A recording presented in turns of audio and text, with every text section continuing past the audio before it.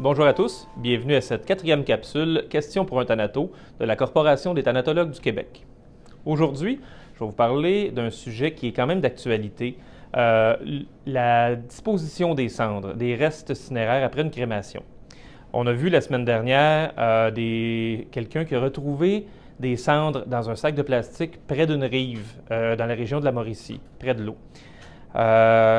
Qu'est-ce qu'on a à faire avec ça? Quoi faire? Premièrement, quoi faire quand on retrouve des cendres comme ça, sans savoir nécessairement c'est à qui? Bien, premièrement, c'est de les rapporter dans un salon funéraire.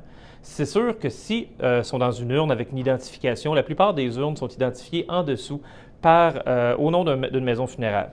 Donc, les rapporter à cette maison funéraire-là. Quand il n'y a aucune identification, bien, les ramener tout simplement dans une maison funéraire.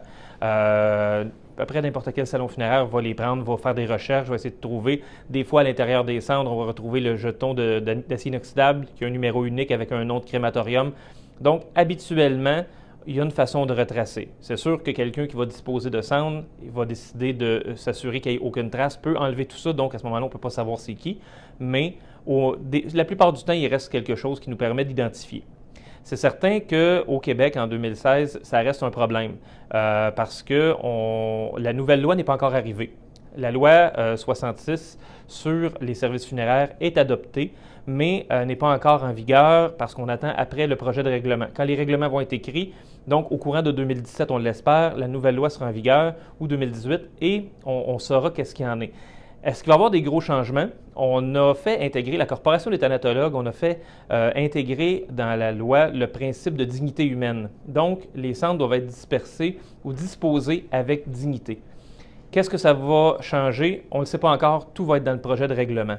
Mais c'est certain que, comme on dit aux gens, les cendres ne peuvent pas être disposées, par exemple, dans des lieux publics, dans un parc, et quand les gens veulent répandre les cendres, de ne pas tout simplement laisser le sac de plastique qu'il y a dans l'urne ou l'urne en entier disposée dans un lieu public, dans un plan d'eau. Il existe des urnes qui sont biodégradables, qui sont conçues pour la dispersion, qui ne laisseront pas de traces. Donc, les cendres vont vraiment être répandues. Et de cette façon-là, on évite les problèmes que l'urne soit retrouvée dans le futur et que ça amène tous les tollés que ça peut faire déclencher quand ça sort dans les médias.